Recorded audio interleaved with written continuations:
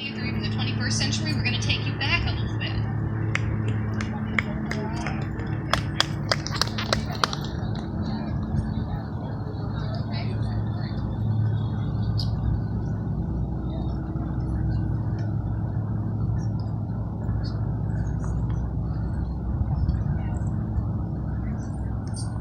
Hello, everybody.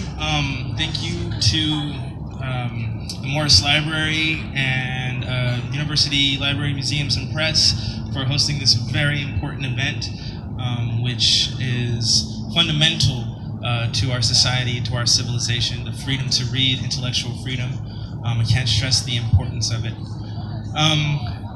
So last year, if you recall, if you were here to see last year's proceedings, I read from a book titled Moths from my favorite author named Ouida. Today I'm going to kind of continue in that theme, and I'm going to read a passage from one of her articles in which she sort of initiates a debate within her own sort of publishing environment, in support of intellectual freedom, and surprisingly against the censorship which was coming at that time from librarians. Now, just for a little background on this passage that I'm going to read, Ouida's works were highly challenged, especially by the free library committees of the United Kingdom. And these committees lobbied together to organize the pooling of her works from their shelves.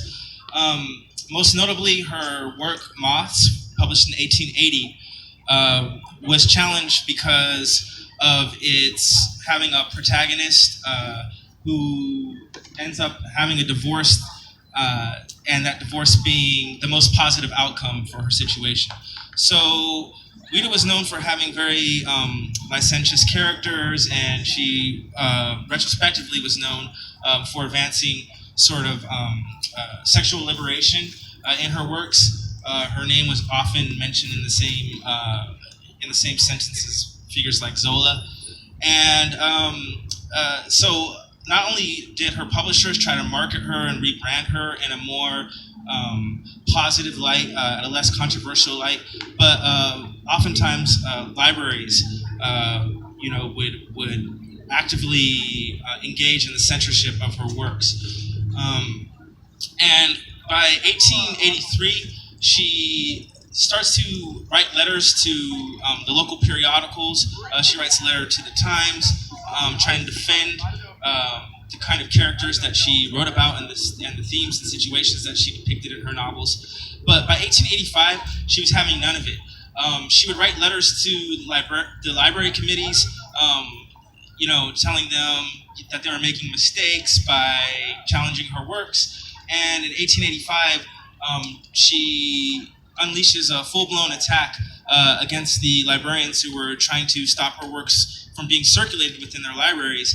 And that's the passage that I'm going to read from one of her articles that was published in 1885 in the North American Review called Literature in the English Book Trade. So, speaking against librarians, she says, "There is another matter in which, to my views, great libraries are as much at fault, even more so, as when they desire to dictate the prices of books. It is when they attempt to constitute themselves the censors of opinion, the judges of what the public should or should not read. It is as monstrous for a librarian or a committee of librarians to exclude a work which is asked for from their bookshelves on the score of its immorality, as it would be for a grocer to refuse to sell a customer tea because he thought it bad for the nerves. The purveyor has no business to dictate the taste of his supporters. The public is the sole judge of what it wishes to read.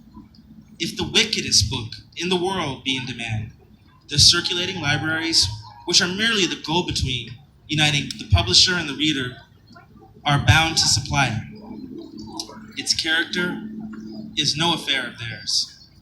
They are not popes or police officers, nor is the public a child or a ward in a chancery. So that's just an example of a time when libraries were on the other side of this debate. And I think it's important to kind of recover that history so that we know how far we've come. Thank you.